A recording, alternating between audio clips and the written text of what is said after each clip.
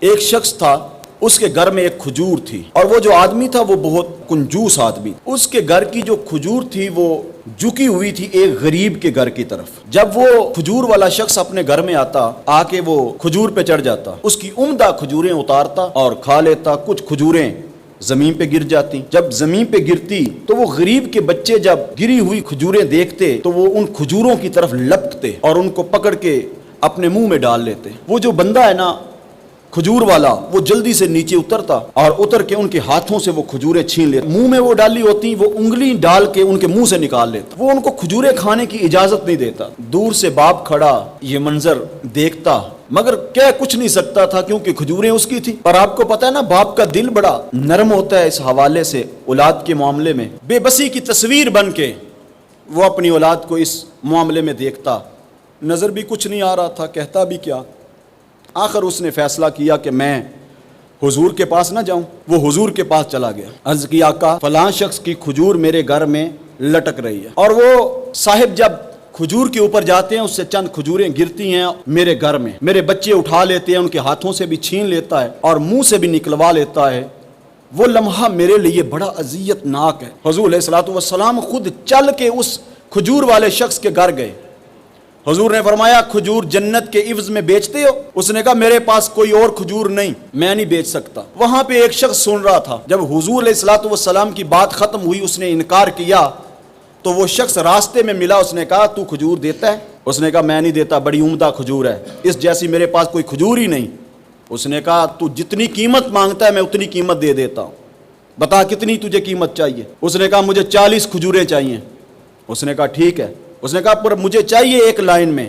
اس نے کہا ٹھیک ہے، میں ایک لائن میں تجھے کھجوریں دیتا ہوں، یہ ایک کھجور مجھے دے دے۔ اس نے کہا ٹھیک ہے، یہ ایک کھجور تیری ہوئی اور وہ 40 کھجوریں میری ہوئیں۔ اس نے کہا ٹھیک ہے۔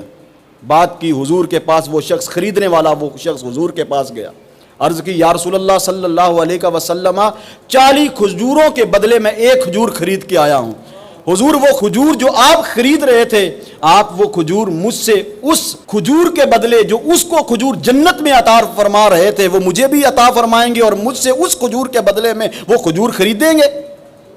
حضور علیہ الصلوۃ والسلام نے فرمایا ہاں میں وہ کھجور خریدوں گا۔ حضور علیہ الصلوۃ والسلام نے وہ کھجور خرید کے اس شخص کو کھجور عنایت فرما دی۔ فرمایا یہ آج کے بعد تیری کھجور ہے، تیرے بچے رج رج کے کھائیں اس۔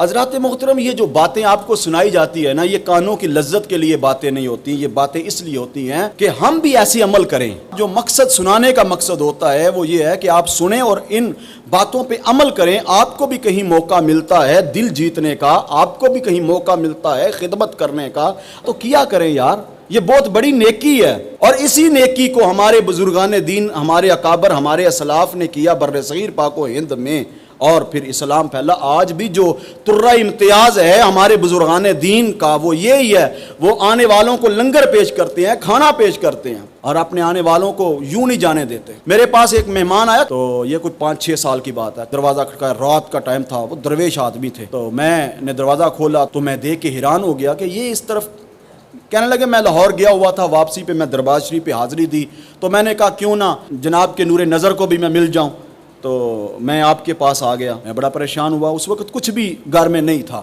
تو میں نے ان سے معذرت کی، میں نے کہا کہ کچھ بھی نہیں ہے گھر میں۔ انہوں نے مجھے کہا کہ آپ ایسا کریں تھوڑی سی کھجوریں گھر میں لا کے رکھ لیں، جب بھی کبھی کسی وقت بھی کوئی مہمان آئے کچھ بھی نہ کھانے کو ہو تو کم از کم یہ کھجوریں پیش کر دیا کریں۔ وہ فوت ہو گیا، اللہ ان کی قبر پر کروڑ رحمتوں کا نزول فرمائے۔ تو وہ مجھے فرمانے لگے کہ ایک فقیر کا امتیاز ہے کہ اس کے گھر سے کوئی خالی نہ جائے، کچھ نہ کچھ کھا کے جائے، خدمت کرے۔